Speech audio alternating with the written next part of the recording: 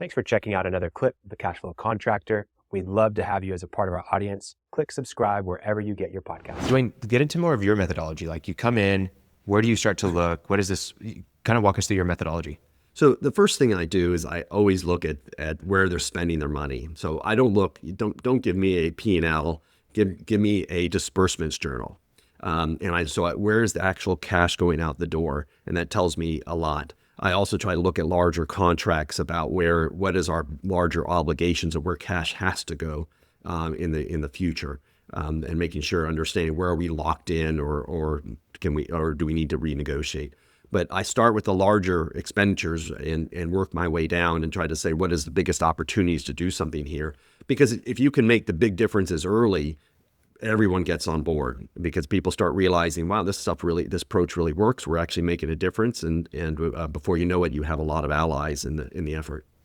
Do you have an example of where you found, $1 million item or whatever's a big item, and then mined into it and got some significant results?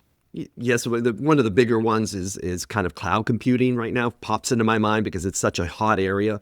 And it used to be that the whole cloud computing and storage was really small probably 20 years ago, where Amazon just came out with their cloud services, but everyone was a big fan. Well, it has grown to be like a major cost to most companies now. And because rather than have your own servers and storage, you now just go to these cloud services and get theirs. And what I ran into, and this was with a company that they really, they would spin up the different instances and everybody would want their own. So you would have circumstances where someone would want their storage and their computing power, and they really wouldn't want anyone else to be able to touch it because they felt it was their department for their function.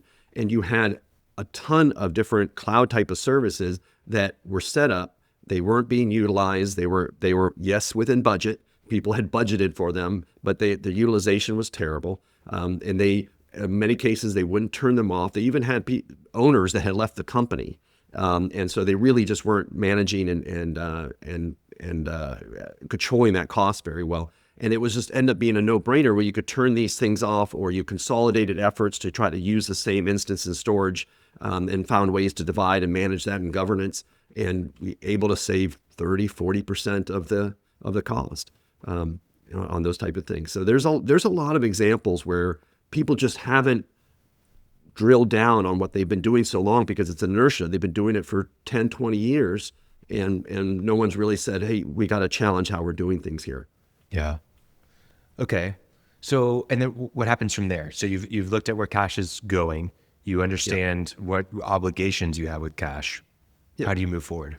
So I first go to the owners and I say, well, let's talk about how this is being spent, how you're governing this. And it doesn't usually take that long to realize if there's an issue there, where if they're not managing it well, I almost always know I have an opportunity.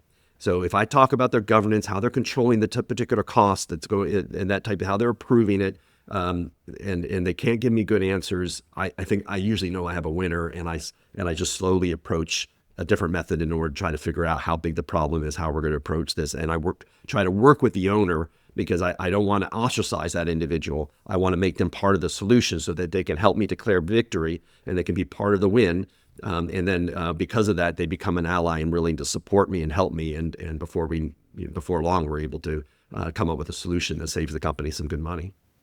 So you literally would, in the server or the cloud serving server example, you would ask the person, yes, what are your governing controls, your left and right boundaries?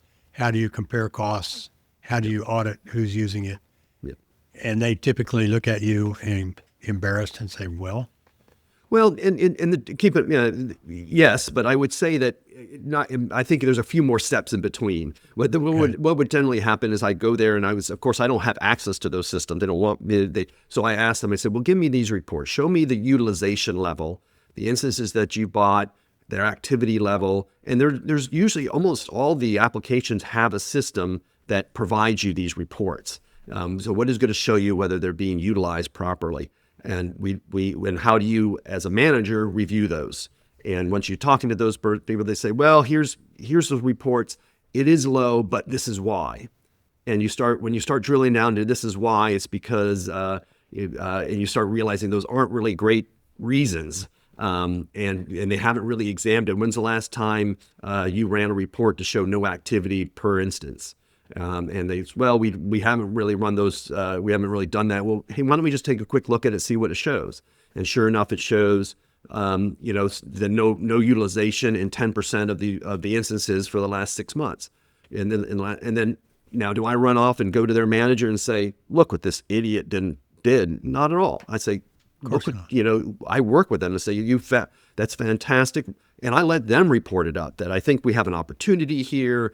And from there we found an easy win. Well, let's look at the other aspects of governance. Why can't people share instances? Why do they each one of them have to have their own dedicated aspect of it? What is your process for turning things down and off and as they're no longer needed? So we go through different rounds of iterations till we get to the right answer. Yeah. No, I think that's a really good point that you make, is that a lot of times whenever you're doing cost cutting, there's a sense of shame or regret, like, oh, we made a mistake. And what you're free framing is like, whoa, we found an opportunity. Like, that's right. This is a great thing. Yes. And I think that's really important, not just with these like with costs, but with any type of mistake. If you can treat it as a lesson, if you can treat it as a win, that, hey, we made this mistake, but it's not going to happen again. And isn't that awesome? Then you get people willing to come forward about other mistakes, or other things that, oh, well, he's getting celebrated for cutting this cost. I know 5 other things that we could cut costs on. And then it kind of comes out, and that's how you create that culture, right? Yeah. And I don't want to take away from their responsibility to manage the costs that they're supervising. They absolutely should have known all that information before I walked in the door. Sure. But in many cases, they're working on a lot of different initiatives. They're under a lot of pressure. They're understaffed, and so they almost didn't have a chance to really look at it something this way. They had too many other priorities, and that's one of my reasons I promote in my book the Cost Management Center, is because you need somebody who's dedicated to helping them for those type of things, because otherwise the saving money becomes a sideshow. It's part of low on their priorities because they've got a million other priorities that people are breathing down their neck about. Thanks for checking out a clip from the Cashflow Contractor. We have full episodes where we go deep on topics that help you grow a construction business that runs without you, so you can have less stress, more time, more money. Now, we've got other videos, other clips, but if you want to check out the full episode for this clip, you can click wherever our editor put it. It might be here, it might be there, it might be over my face, I don't know. But thank you for checking us out. We'd love to have you as a part of our audience. So subscribe or check out a full episode wherever you get podcasts.